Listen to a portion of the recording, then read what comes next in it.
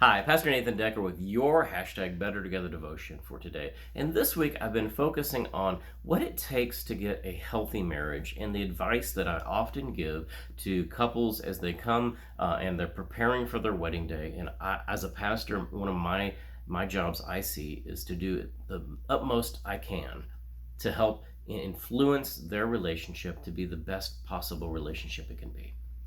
And one of the surprises that I've had in ministry, as I've spoke with lots of different couples and such, because I have kind of a list of questions that I give them, and if you want that, let me know, and I'll be glad to send it to you.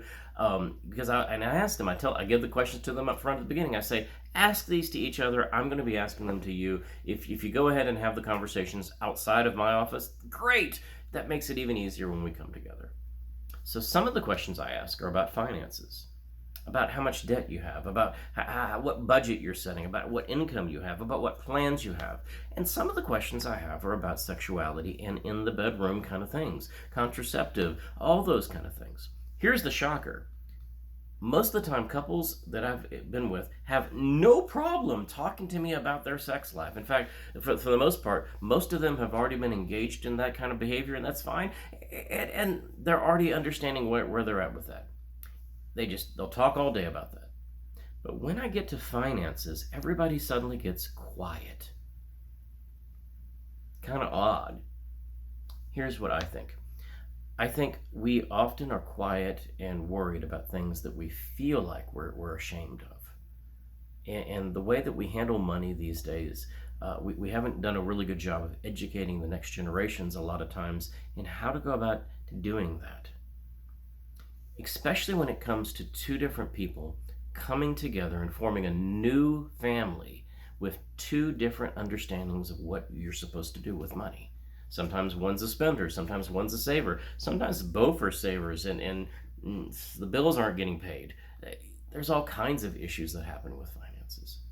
The advice that I give to married couples is this: is be naked, just as naked as you are in the bedroom with each other at some point, with each other in your finances. Be open and honest. Talk to each other. Create intentional habits. Exercise I do with them is I get them to separately write down a number. What's the most that the other person should be able to spend without giving you a phone call, without sending you a text? And that sparks conversation oftentimes when those numbers are sometimes really different from each other. Sometimes they're close to each other and everybody's like, yeah, we're good. But having that intentional conversation, having a consistent pattern of repeatedly talking about what we're doing with our finances, what we're doing with our money, how are we going to do it? Are we going to do separate accounts? Are we going to do joint accounts? Are we going to do both? What are we doing? Doesn't matter how you do it, as long as you talk about it and you bear yourselves to one another, showing yourselves to each other. A lot of times in this world, especially today, couples come together and they don't know from the get-go how much debt the other person is carrying with them, and that becomes an incredible burden for the other person suddenly on the wedding day.